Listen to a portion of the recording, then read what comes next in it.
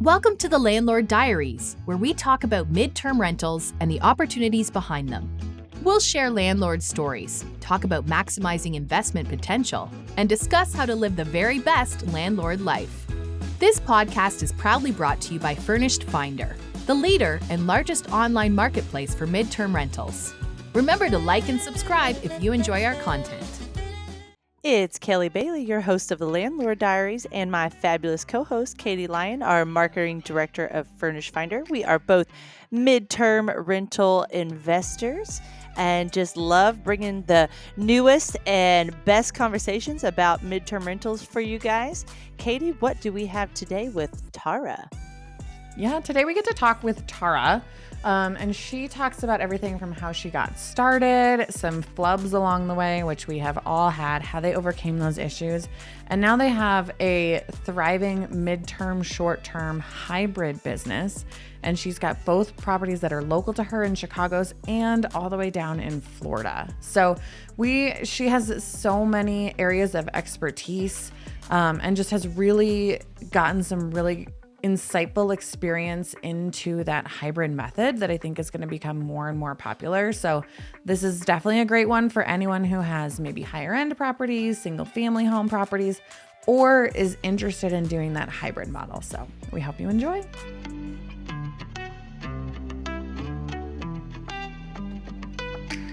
Today we talk with Tara Jenkins in Chicago, Illinois. Tara has 3 children, multiple degrees in hospitality, and a love for travel. She self-manages 5 short-term, midterm rental hybrid properties, 4 of which are local in Chicago, and 1 out of state in Palm Harbor, Florida. Tara, thank you so much for being with us today. How are you? I'm good. Thanks for having me. Yes, ma'am. And we always like to celebrate our avid listeners. Tara's listened to at least 30 episodes of the Landlord Diaries. So thanks for being a genuine part of our audience and a Furnish Finder host. So let's start off. You have a background in event coordinating at Hilton for 4 or 5 years, degrees in hospitality, but both you and your husband were working a lot and realized that your paycheck was going to end up going to daycare. So you became a stay at home mom instead. And then after staying at home, decided, you know what? Let's do this real estate investing thing. So tell us about your journey that led you to real estate investing. Yeah, when we bought our house, it's primarily single family houses in the area, but this one grabbed our attention because it was a two unit, two flat, you call it here in Chicago. So the upstairs was a two bedroom, one bath, and downstairs at the time was two bedrooms, one bath. And both my husband and I grew up in two flats, so it wasn't out of the question or out of the norm for us to purchase a two unit, while most people would be looking for single family houses. So we bought that one in, I want to say 2012, and immediately started working on the upstairs apartment before even working on our own, just so we could get that rental income to help us um, with the mortgage. And I think you listen to a lot of Bigger Pockets while cooking and doing other things. And then I think what led to, okay, it's time to jump in because you started working on in 2012, is y'all lost a decent chunk of money in your retirement fund in one day. So let's hear more about how that really jump started the, okay, we are doing this with the real estate investing. So between Bigger Pockets and the retirement fund. Yeah, so we renovated our house. We lived through the renovations. Um, in our basement, I slept in a trundle for 3 months. My husband slept in a trundle for 3 months. We had, just completely uprooted our lives and lived through this renovation with three small kids. But once it was done, I was ready to start investing outside of our primary residence. And we were hemming, we were hawing, like, should we do it? Should we not? Should we? It's just, scary. Your first time investing in something else outside of your primary residence. And COVID hit. And I remember sitting on the couch with my husband, and he had his phone out, and we were talking about whether or not we could afford to invest. And he looked at his 401k on his phone and he's like, I pretty much lost 30 grand in the last 2 days because Oh of my COVID. gosh. And we're talking about investing about the same amount of money. It was about 25 to 30 grand. And that was the moment where we had the aha realization, like, you could lose 30 grand with no fault of your own, or you can invest 30 grand and actually have a little bit of control over the asset and its performance. And that gave us the push that we needed. So you guys dove in, and then what led you to where your portfolio is now? And then also what led you to your investment strategy of short-term, midterm hybrid? Yeah, so the property that we purchased was in Kenosha, Wisconsin, and that is a long-term investment. And at the time, we wanted to invest outside of Illinois because the landlord tenant laws are more favorable towards the landlord in Wisconsin. So we thought that it might be a little safer to invest in Wisconsin. Um, so we did that. It worked out pretty well. I'm happy with the way things worked out with that. And then we bought another property. This time it was in Illinois. I bought it at the auction, and that was a learning I was experience. going to say that's a very intimidating thing to go through, right? Yes, it was. Yeah, I was driving around. Well, it all started because I read the book Bidding to Buy. That's a bigger pockets book, and it was a pretty small book. So I was like, okay, I could read this, figure it out. Right. So I did. I read it, figured it out, did what the book said to do, and then went to the auction a couple times. I was unsuccessful the first 4 times, and then saw one I really wanted. I maxed out my bidding. Like, if it went like another $1,000 more, I wouldn't have been able to purchase it. But luckily, the guy stopped. I got the last bid, worked out great. But then when I actually got into the property, it needed a lot more work than I originally thought. Yeah, because these are all site on like what kind of information do you get? You don't get a lot. You don't get to go on the inside. So we just peeked through the windows, and that was pretty much it. And obviously, you could see the neighborhood, which has a lot to do with its value. And this was in a good neighborhood, better than Kenosha. And that's what I had learned from Kenosha, was to buy in a better neighborhood. Mm-hmm. So I did that, but then when we got onto the inside, it needed so much more work than we realized. And at the same time, we were also doing another renovation at our house on the upstairs. This time we did a complete kitchen gut rehab, bathroom gut rehab. So having to take on these two renovations at the same time was a big undertaking. And you had Wow. kids Um, at this point too, or no? 3. yeah, Oh three my kids. gosh. So like I your life went from like, hey, maybe let's dip our toe in this real estate investing to, okay, we have a lot going We're on in. at the same time. Like we are yes. deep in. Okay. And how did you guys handle that? Like that's a lot. It was a Uh-huh. lot, and on top of that, we had a sewer backup at our house, like our Oh my primary God. residence, um, that my kids' rooms are in their basement. So it was a completely finished basement. I'm actually in it now. A sewer backup all at the same time. And then 2 weeks later, after we had finally finished the renovation in the basement in Winthrop Harbor, where the house is that I bought at auction, that same day, we had another sewer backup in that house because there was a water main break at the end of the block. So are you guys defeated at this point? Are you like, hey, I was trying to be a stay-at-home mom and now I'm handling sewer back? Like, where's your frame of mind at this point? Because it's gonna happen in real estate, right? But it doesn't always happen all at once, especially when you're fairly new to the environment. Yeah, I definitely felt like I overextended myself and defeated. Um, and I always said to Jason, I go, I hope when we're looking back that 2001 is the hardest year we've ever had. Um, because we were tapped out of money, and the hits just kept on coming. And when we got the sewer backup in Winthrop Harbor, I ended up having to sell my 401k money that I had from when I worked at the Hilton. It wasn't a lot of money, but it was able to bail us out, and it was sad that I had to do that.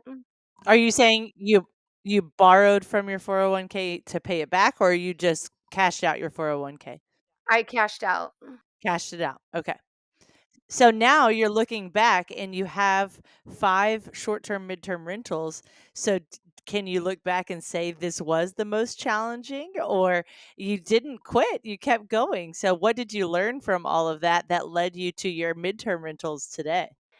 Um, I learned to not quit. Like, yeah, it really hurt. It stung to sell that, to totally withdraw my 401k because I don't work. And that was, it wasn't a ton of money. But what I was telling myself at the time, like, I'm going to invest in real estate and I'm going to use this money and it's also going to help me retire. So it's not like I'm taking out this money to buy a boat. So that's how I made it okay to sleep at night in my head.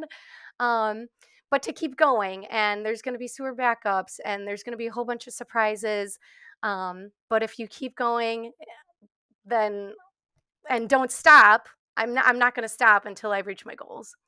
I think if you asked a lot of real estate investors if they how many have cashed out their 401k, a lot of people will say yes. Like Dave and I have both cashed out our 401ks from previous places of employment because you're right. It's like, do you want it to sit and grow over time, which is a great investment option, but also real estate is something that you can continue to grow as well. So if you are one of those that has cashed out your 401k and, has that been a good decision? Put it in the comments. We want to hear your feedback on this topic on YouTube. I think this is also a good time to bring up the fact that like we all kind of see the highlights and the successes, and especially on social media, like you're going to see the highlight reels of people's investments, but a lot of times people don't openly discuss the challenges and the hard times and what they did to solve those. But just remember that I don't think anybody who's been in real estate investing has gone through this journey without hiccups or without big issues. Like it's part of it, right? And that's totally okay. And it's to be expected. It's not an if, it's a win, and it's how are you going to handle it when that happens, right? It's not going to happen every day, but everybody's going to have challenges sometimes. Today's episode is proudly sponsored by Furnished Finder, the ultimate platform for hassle-free midterm rentals. Whether you're a seasoned landlord or just getting started, Furnished Finder has everything you need to find your next tenant. With Furnished Finder, you can say goodbye to booking fees, markups, and commissions, and hello to direct bookings. If you're ready to experience all the benefits renting your property for 30 days or more, head over to furnishedfinder.com where you can list your property for one low annual price. We make it easy to get started. Well, we made it to Katie's favorite section.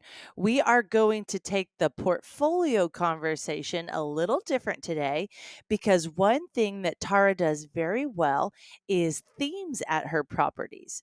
So we are going to talk about 1 to 3 minutes about each property and the themes that have been built at those properties and how they're doing. So let's start off with a 2-bedroom across the street from Wrigley Field. It's a 2-bed 2 bath at 6,000 per month. Tara, tell us about this one and all the fun features you've put in this place. Yeah, this is a really fun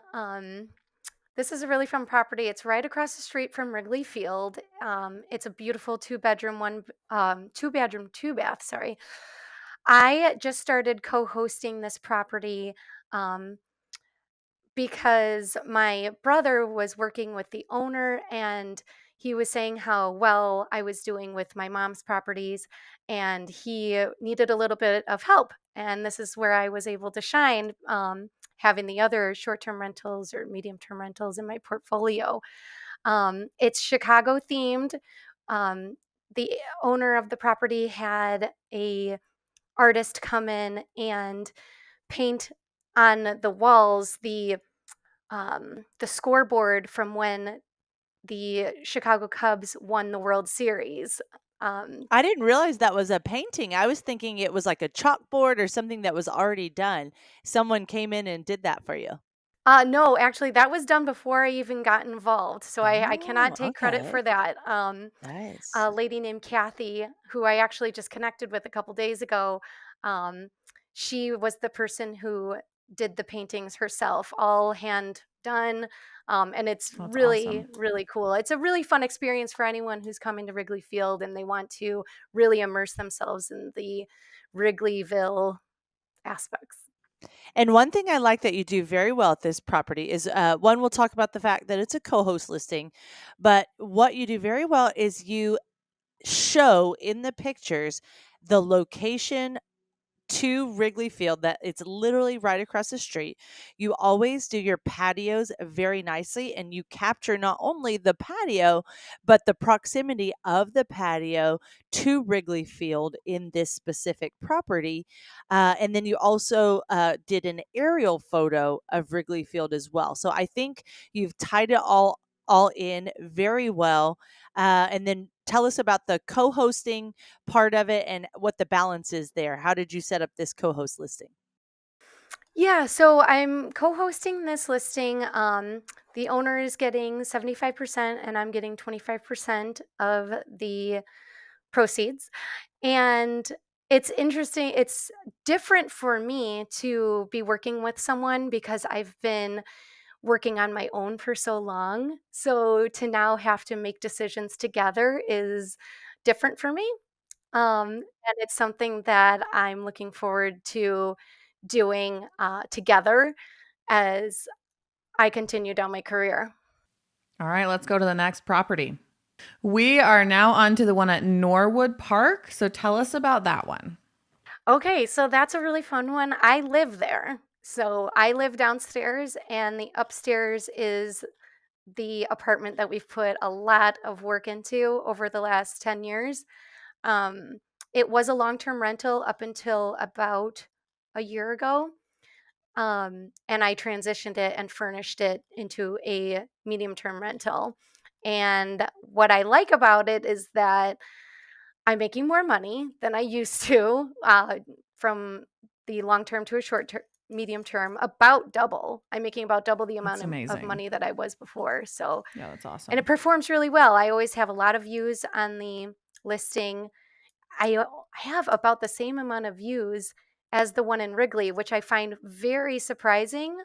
But Chicago is a harder market to get a short term rental permit for, especially my area in Norwood Park. There's not a lot of competition.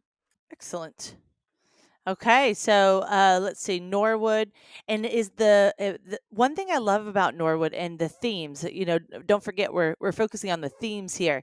Is this one is part of your home? You have 3 kids, so of course you have a playground in the backyard, which you have done beautifully in your photos with your professional photographer. That Katie, she said this photographer is amazing, but yes, but I believe this is a shared backyard with the private unit. Tell us how that works. Is that the only shared space for the private unit in your home or flat?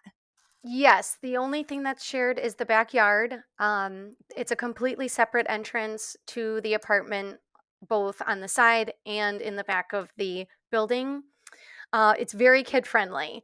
And we do have a lot of guests that come to the house because they have kids. I mentioned in my listing, I have kids, kids welcome. They could play together. My kids play outside. It's a really family friendly neighborhood. So I try to lean into that.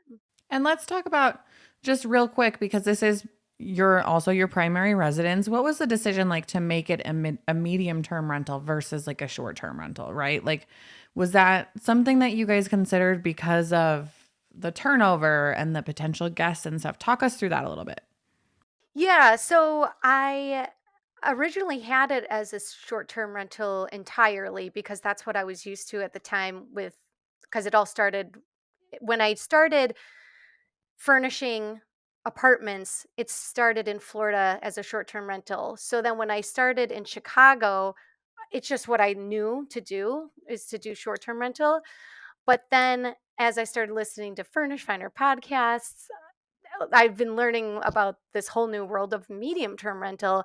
And I thought that would be a better fit for this property because I live here with my family and I don't want people coming and going all the time.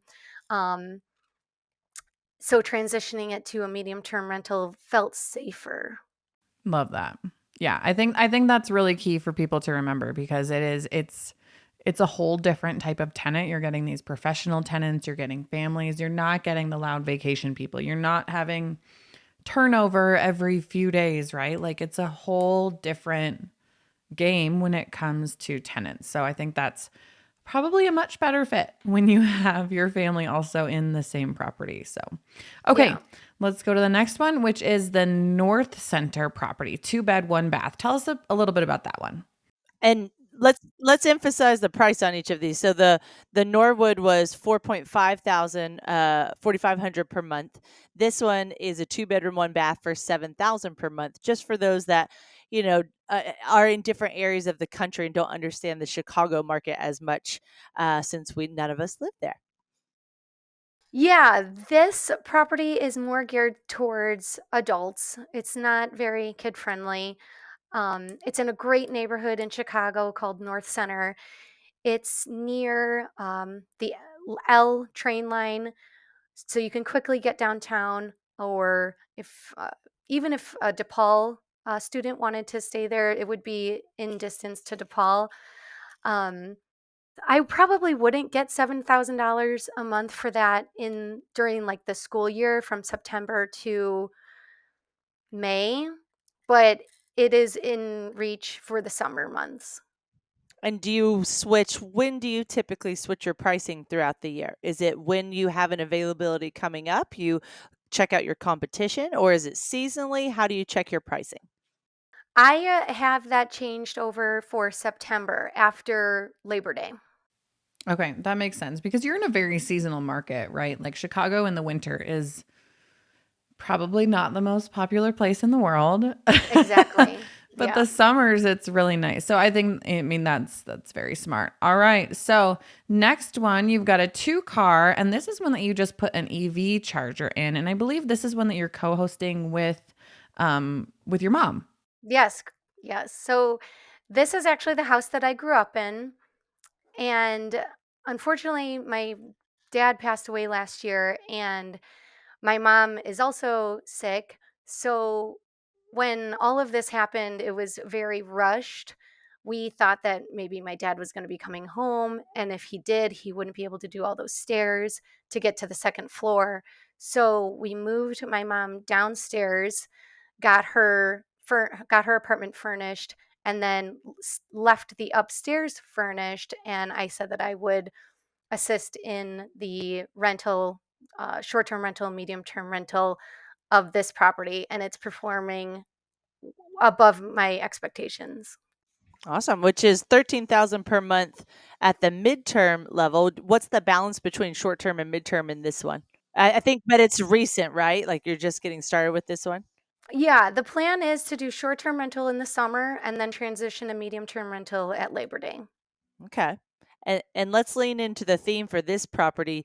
A lot of wood type features, and then you've got a really cool master bedroom. So tell us about some of the theme for this one. Hey landlords, are you ready to level up your rental game and simplify your midterm rental business? Well, get ready to meet your new best friend, KeyCheck. KeyCheck is your all-in-one solution for stress-free property management. With tenant-paid screenings, online rent payment processing, custom lease creation, and a suite of incredible landlord tools, you'll wonder how you ever lived without it. No more chasing down checks or sifting through piles of applications. KeyCheck helps you organize and manage all things landlording in a simple and efficient way.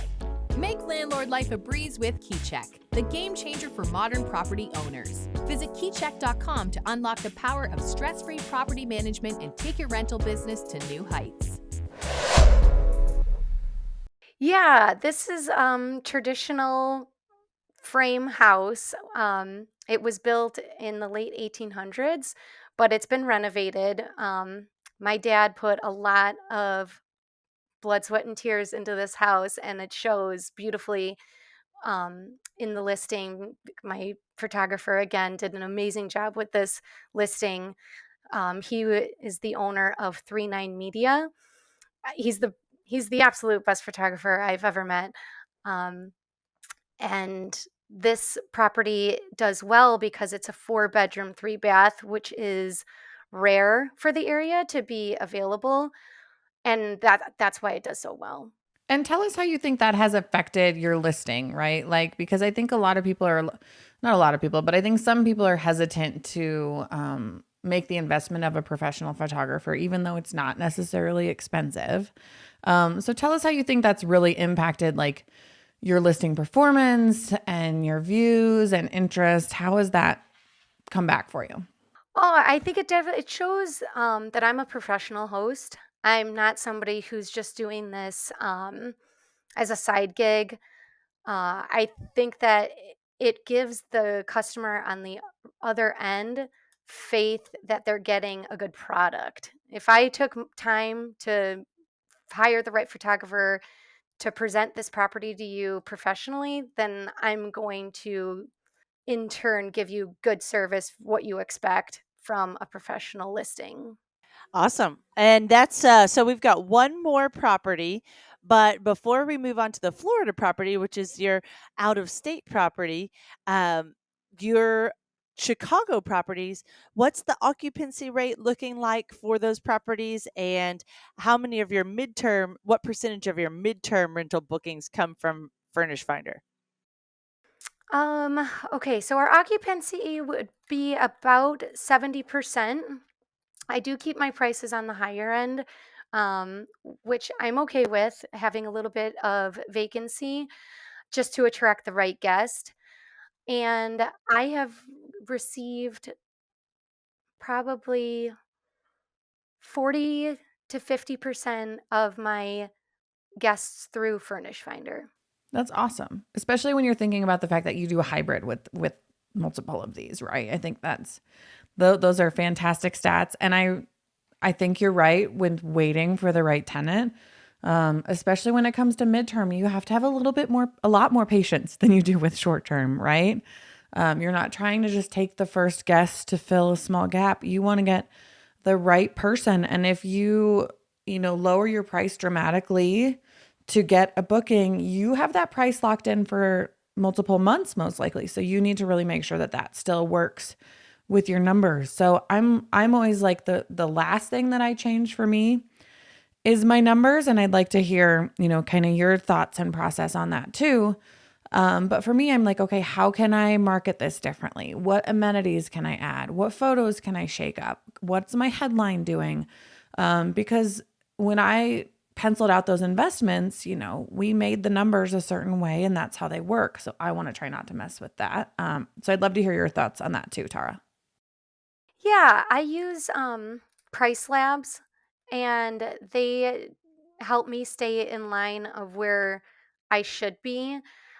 Um, if I notice that I'm dipping down a little too low in the red, as far as my competition, that they're getting more bookings than I am at a higher or lower price, I'll try to move my photos around a little bit to see if I can get bumped up on the algorithm that way.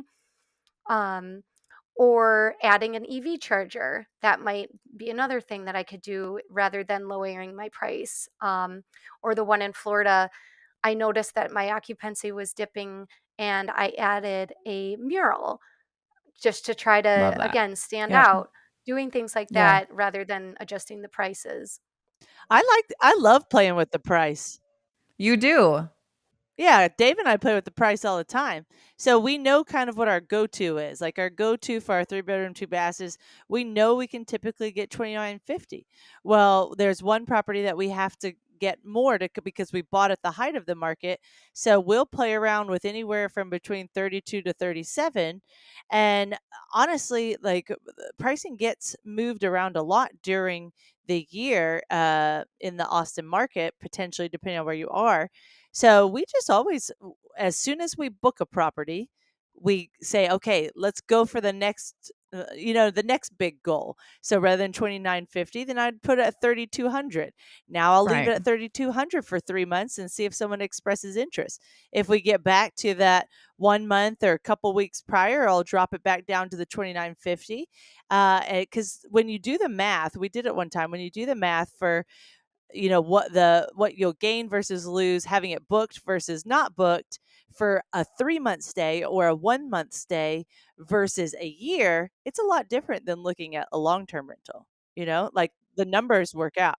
And I think Kelly, adjusting for seasonality or kind of knowing the range that you can get for a property is totally in lines and strategic, and everybody should have, like, you should have your property and know, okay, I'm aiming for between this, and no matter where you land, your numbers still check out, especially because with on Furnished Finder, you have the chance to communicate directly with these tenants when they're leads. So you might be negotiating a little bit, right? It might be like, hey, I'm interested in a longer stay. Can I do a little bit less rent? Like, you have to have that wiggle room. But what I don't like is when you have an empty calendar and your first instinct is to just cut your price, cut your price, cut your price, cut your price, Yes. right? I really like the Tara's thought of, okay, what can I add to increase value here? But you're completely right. You've got to have that range because seasonality changes, demand changes, all of those things. Yep. Freshening up your photos, changing your headline, adding the availability date to your headline, and little amenities like a fire pit. Like the amenities don't have to make or break it, but it's like when you look at your photos, does it look like a place that invites someone in for an experience? Or is it more, hmm, this is lacking and it needs something more? So it's not that hard to invest in a nice like patio set or a fire pit or things like that to enhance your backyard. Or same idea we've talked about on the show. If you have 3 bedrooms and your table only seats 4 people, you're not marketing to the right audience because you can sleep up to six individuals. So look back through your photos and see, where am I maybe missing on those amenities or that experience that someone's looking for come into my area, for sure. And speaking of that, one thing Tara does really well is, and intrigues me, is you add a charcuterie board and a couple glasses of wine to almost all of your properties at different, sometimes it might be in the kitchen, it might be on the patio.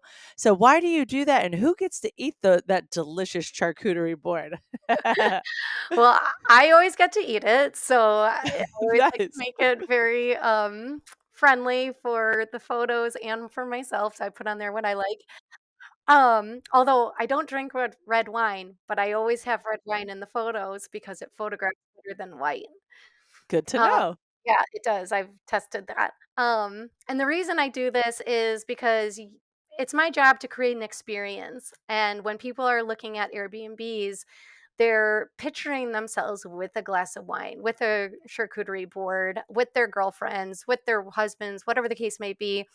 And I'm trying to sell that before they even step foot into the place, getting them excited about booking my place over another property, with these little touches. And it's fun afterwards when the photo session's over. I'll call one of my girlfriends and be like, hey, you want to come over? I have this charcuterie board and wine, and you Oh could my also gosh, you're help me probably the with a couple favorite. things. Yeah. That's awesome. All right, we're at your last property, which is your Florida property, out of state. And I'm going to assume that this one you use as a short-term, midterm hybrid, but I will let you tell us the details and your strategy there. And the name of it. Yes. Okay. So this is the Cycling Mermaid. This is my first furnished rental that I've ever taken on. Everything before this was long term rentals. Um, and I did this from a distance in Chicago, and it's my baby. I love it so much. And I started with a completely short term rental uh, model, and this is my second year on it. And as I'm going through the process of, now I'm 2 years in, I have 2 years behind me of history. I'm learning that with the slower months, it makes more sense for me to rent this out from a medium term rental standpoint rather than letting it sit empty. And it took, 2 years to figure that out. And that's okay as long as we figure it out and try to improve the numbers at the end of the year. And that's how I'm able to do that is come November, I'm switching over to probably even October this year. I'm going to switch it over to a medium term rental because with my history, the only money making weeks that I had on a short term rental for this property was Thanksgiving and Christmas. And the rest of the weeks didn't really do so well. January was dead. Um, so just learning from how things have been going. Okay. And this one, I believe you self-manage the short-term rental and midterm rental during off season. So what's it like self-managing for not only a midterm, which we all know is pretty, pretty straightforward because you're mainly getting around 4 guests per year, potentially more, potentially less, but it's not too difficult to manage the flips. But, combining that with short term, with the weekend turnovers, how's it going self-managing? Self managing is good for me because I'm kind of a control freak and I have a hard time passing over some of the duties that to a property manager. Um, I think that I give good customer service, and I don't know if I can trust other people to do what I do, to bend over backwards sometimes, though, because of my background in hospitality. Um, and I want to get 5-star reviews. It's really important to me, so I'll do whatever it takes more times than not to get that review. And I have a great cleaning team at the house. It's a grandmother, mother, daughter team. So the That's cool. daughter, yeah, it is cool. The youngest daughter just joined the team this year. Before it was just the grandmother and daughter, and now it's 3 generations of women helping me with this house. We talk regularly about, things that we might need for the house, which Amazon saves my life. With I wouldn't be able to do this from a distance without Amazon. And we're gonna get into the details of how you furnished it before ever setting foot on the property, so save that. We've got a bunch of conversations to talk about that. Okay. Um but yeah, if it wasn't for them, I wouldn't be able to do this. They let me know if something's broken. I let the handyman know. That's awesome. Yeah. I think as long as you have the right team, like doing it from a distance is very, very manageable. You've got to have really, really great, reliable people. So, all right. I want to talk about something that is very frequently asked questions when it comes to doing the hybrid method of combining short term and midterm, which is your calendar management. Kelly and I have talked to different landlords who do it kind of different ways where they'll prioritize midterm and fill in with short term, and then people like you who are more like, I'm going to flip the switch based on seasonality. So how do you manage your calendars on platforms including Furnished Finder, especially when you might be kind of in the middle of that hybrid situation? I will go into my Hospitable. I use Hospitable for my channel manager, and I will physically block off after Labor Day. So it cannot get booked for short-term rental. Yeah, that makes sense. Just literally flipping the switch and saying, okay, after this point, we're doing midterm. Yep. Love it. Okay, I think that makes a ton of sense. Okay, so Kelly told me about this really cool tool you found called CubiCasa. Tell us a little bit about that and how it's benefited you, because I've heard of Matterport, which looks kind of similar, but I've never heard of this one. Yeah, CubiCasa. So my photographer in Chicago is the one who told me about this because I tried to fly him down to Florida, but unfortunately he was unable to go. And I was like, "How do you do these 3D floor layouts?" And he goes, "Oh, just download the app CubiCasa." So I did when I went down to Florida, and it was so easy. All I had to do was use my phone and slowly walk around the house. And you point your phone down towards like the baseboards and just follow along nice and slow throughout the entire house. Honestly, if it wasn't for my kids coming into the house, it would have only taken me 10 minutes to do. I had to keep stopping my recording because they kept coming in, coming out. And I was like, just stay out of here for like 10 minutes. But once you go around to each and every room slowly with your camera, you upload the video to the CubiCasa portal. And within, I think it was 24 hours or 48 hours, they send you back a 2D layout and a 3D layout. And in the 3D layout, I could not believe all of the details that they had in like the color of my bedspread was the same. The color of the rug was the same. The Christmas tree was there. All these details that I never in a million years thought that it would have picked up are there. It looks so professional and it only cost me like I think $42. That's amazing. And the reason I love this so much is I've had a similar, I needed to have a 3D or at least a floor plan for one of my properties because I kept getting asked, can we see this one in person? It just seemed like people weren't understanding the layout based off of the flow of my photos. I hadn't had any gaps or time in between to take the video of the property. And so a 4D or a 3D floor plan sounded like the best option to include in my photos. And so what I had a recommendation for Fiverr, so I hired someone on Fiverr. It turned out fantastic, so I would have used him again. Until Tara told me about this CubiCasa app, because the difference is I had to Dave had to go take the measurements, draw them out on the floor plan, and that's time consuming. So on this one, what I really like that Tara said is all you had to do was scan the room and it kind of did the measurements for you. And then you're able to pick up the colors of everything as well. I had to, provide some photos in addition to that. So it just sounds like an amazing app that I am really looking forward to trying for sure. It even includes the square footage. Yeah, that's amazing. And Katie, you use Matterport. So how does it compare to Matterport? I've used Matterport before. It seems very, very similar. Like you kind of just walk through and it'll tell you like, okay, go a little bit forward. And then like you scan around. You kind of feel like a robot when you're doing it because you're just like, "Mrr, mrr, mrr." But yeah, it's very, very handy. It's very handy, especially when people, like you said, like they want to walk through the property or visit it, but you're like, I have people in there, or maybe it's not quite ready, or whatever your reason is, like they can literally kind of virtually put themselves in it and walk themselves around. The other thing I like is on Furnished Finder, like we let you add those outside links and stuff, right? So if you have a Matterport or one of these CubiCasas and you want to link to it, you can put that link right in your listing, whereas other platforms are not going to let you do it because they want you to only stay on their platform.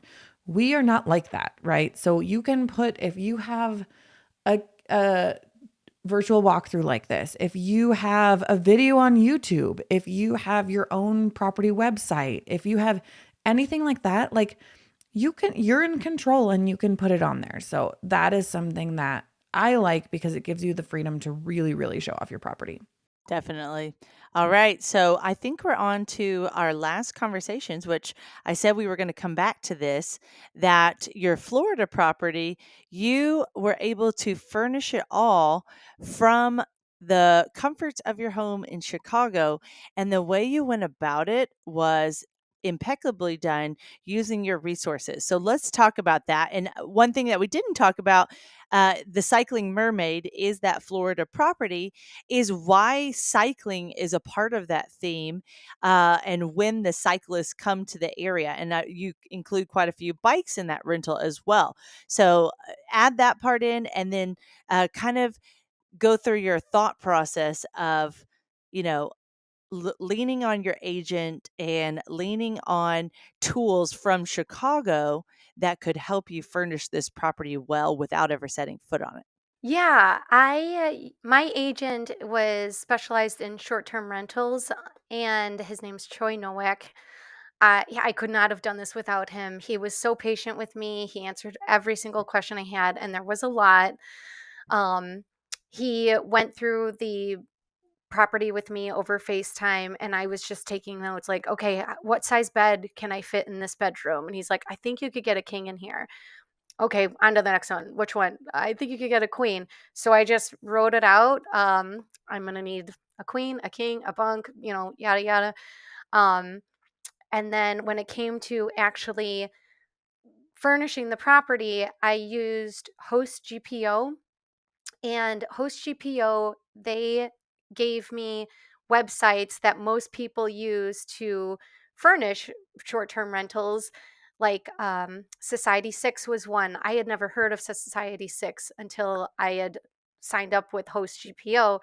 And the reason that they offer this, they offer discounts to people like me if we go through HostGPO.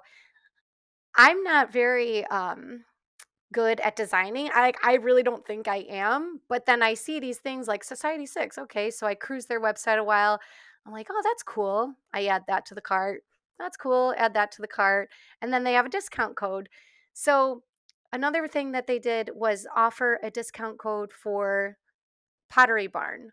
So I went to the Pottery Barn that was here in Chicago and I showed them what I was working with. And I was like, what would you do in a case like this, like for the couches, for example? And she came up with this cool idea of just doing two big L's because I said, I want to sleep 9 people. Therefore, I want to seat 9 people. So we came up with this idea together. I was able to place the order, like get my inventory list all together at home. Like I did that, I picked the things out in person at Pottery Barn, but then when I came home, I was able to put it all in my computer in virtual cart, see what these items cost plus the discount and when these items could be delivered. So really paying attention to my timeline, making sure that the items could be delivered after I purchased the house and or after I closed on the house, I should say. Um, and before my guests arrive, there was a lot of timing had to be just right for this to work. And it worked. I mean, it came down to the wire on one of the beds, but we were able to make it work. Sure, doesn't it always? It's like that's the nice thing about midterm rentals at least. I don't think you can really do this with a short-term rental, but with a midterm rental, you can start advertising on Furnished Finder with coming soon. So if someone books your place because you're able to have that conversation, give them the confidence that you're going to set it up just as well as you've done all your other properties that have 5-star reviews, or just that opportunity to have a conversation if it's your first property and instill that trust that you can't do on a short-term booking platform a lot of times, then you have that deadline. So it does come down to, can I get the furniture in time? Occasionally when you already have someone lined up to move in on a specific date and you've given yourself a furnishing deadline. I think the last thing I wanted to emphasize was, I think you used Zillow for the dimension somehow. You had a lot of late nights. It was scratch paper, and then it was all ready to go for that very first day when you showed up. Your family helped you unbox everything. So, what was that like? What were the dimensions on Zillow? I can't remember the details there. Yeah, it all ended up working out. It actually worked out better at home on my computer than when I got there in person. When I got there in person, I realized that one of the bedrooms had a vaulted ceiling, and originally I was gonna put a king bed in there. And just didn't know that it had a vaulted ceiling because you don't see that on the dimensions. It's just, king size bed, 12 by 12 or whatever, 12 by 12 room. But then when I got there, I was like, oh, maybe I should put the bunk bed in this room instead of the king Oh, and like oh, switch things around. So I then started the process of doing that and it didn't work. And I was uh so upset. I was like, why did I change it? Like I should have just kept with what I was originally going to do. I ended up putting wallpaper in the wrong room because I was going to switch the beds. Like it ended up being a mess, but like when I got into the house, I was so jacked up that I was like, okay, oh my God, I didn't know about this. And I'm going to do that. And I'm going to change this and that and the other. Like I needed to slow down, breathe, stick with my plan, But, like, I don't know, like, the excitement just came over me, and then I started changing things that I shouldn't have changed and just kinda having to backpedal, and it all ended up working out, but I should have stuck with my plan. Like, looking at the hard math, I should have stuck with my plan. It's hard though, because there's some stuff that you're like, on paper, this works, but then you get into a space and you're like, okay, this isn't what I thought it was going to be, even though it literally is. It literally is, It's yeah. really tricky. We were Yeah. furnishing a unit once, and it was an arbitrage, and I got the floor plan from the property owner, and then we got into the unit, and that was not the floor plan. It was not. It was still a studio, but it was just laid out in a completely different way. So it was like, okay, we're gonna have to adjust here. But you do, and you put it all together, and it comes out beautiful, and your properties are all beautiful. So, all right, Tara. So you are one of the people that we've talked to that is really successfully doing this short-term, midterm hybrid method. I'd love to know some of the tips that you're using within your Furnished Finder listings to really draw the attention of good midterm tenants to fill your properties in those off seasons. I know we've talked about photography, but what else are you kind of using on Furnished Finder? Are you reaching out to different leads? Are you, linking out to the CubiCasa? Are you advertising and marketing your amenities? What has really proven successful for you on the platform? Anytime I see a agency, like a housing agency, I will reach out to them through Furnish Finder. So it'll come through as an inquiry. And even if it doesn't specifically match my property, like maybe it doesn't work for the 2-bedroom or the 4-bedroom, but it's a housing agency. So, and this sometimes it'll be for insurance purposes, like um, a water main break or a fire, any sort of insurance reason, or if it's a housing agency because somebody's traveling to the area for work. Anytime I see a housing agency inquiry that comes through my inbox, I'm going to reach out to them because sometimes they're a little bit more flexible than what they portray in their inquiry. And I found that to be really helpful in with my business because even if it doesn't work out with that particular client, I've made a connection now with this housing agency. And if I can continue building relationships with housing agencies, I might be first come to mind when they are looking for something in Chicago. Yeah. I think that's huge. Like, really, Furnished Finder is something that there's all these connection possibilities on, but like, you've got to take the next step and pick up the phone or, write the email, send the message. But you have the power to do that, right? Like, that's where it's just so different, is like, we want to allow you to have those connections for the next booking, because we don't care if we get a cut of it. We're not going to take a booking fee. So I love that you, are getting creative and really utilizing all those leads, even if it's for something that's not even available yet or anything like that. So anyway, this has been such a great conversation. We cannot thank you enough. The short-term, midterm hybrid, I think, is just going to keep getting more and more popular, especially for those in seasonal markets. So your insights here and just the way that you manage all of these listings and mix of owning and co-hosting and local and long distance. Like, I feel like you're like the potpourri of investing. So it's been so great to get to know you. Like, a little bit of everything. That's like the sign That's that what I'm the a marketing 90s director kid. comes up with is Yeah, potpourri. Listen, okay, this is the sign that I'm a true 90s kid. Is my mom, would always have that bowl of potpourri. You couldn't smell it unless your face was in it. But the thought was like, this will make my whole house smell good. So Tara, you're the bowl of potpourri for me, okay? I want to lean into your quick wittiness. And what's your second analogy?